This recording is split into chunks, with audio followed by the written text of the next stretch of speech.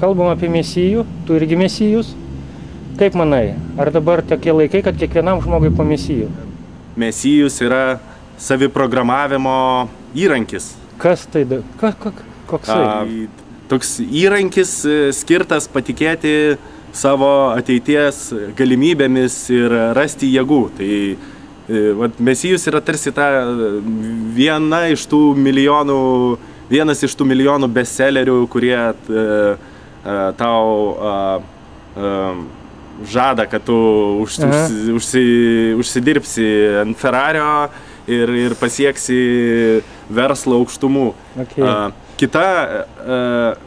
Kitas dar pavidalas, kuriuo apsireiškia mesijus ir dėl kurio mes visi esame mesijai, tai tas pats internetas ir socialiniai tinklai jučiomis ar nejučiomis paverčia mus mesijais, nes visų pirma, tam pačiam Facebook'e turime savo nuotrauką kaip ikoną, turime net sekėjus, followers.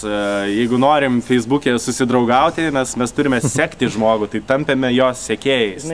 Knygoje rašoma, kad Jėzus Kristus buvo ganėtinai karingas.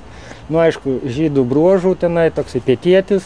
Dabar mus žiūri dažniausiai ir iš ikonų, ir iš šventų paveikslų toks, baltaodis, labai išbalęs, toks ilgaplaukis, labai hipis. Ar jisai dabar toksai galėtų patraukti paskui save Facebooko milijonus ir taip toliau? Ką sudaryti su to įvaizdžiu? Ar laikas keisti jį? Vietoj to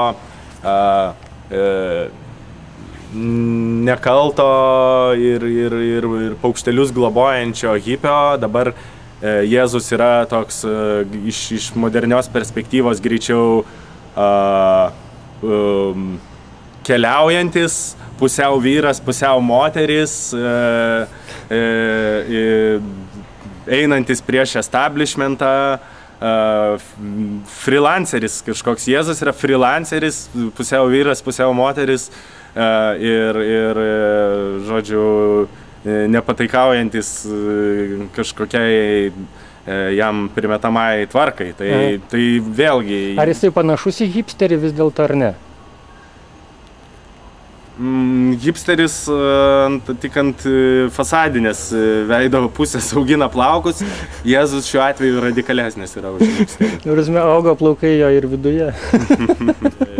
Viena vertus, jeigu Jėzus yra socialinis tinklas dabar, tai ką Jėzus ir skatina žmogų, ką jis skatino matyti ir anksčiau, atrasti savo vertybės, tai yra palaikinti puslapius, kuriuos tu mėgsti, susirasti savo sekėjų, susirasti bendraminčių ir tada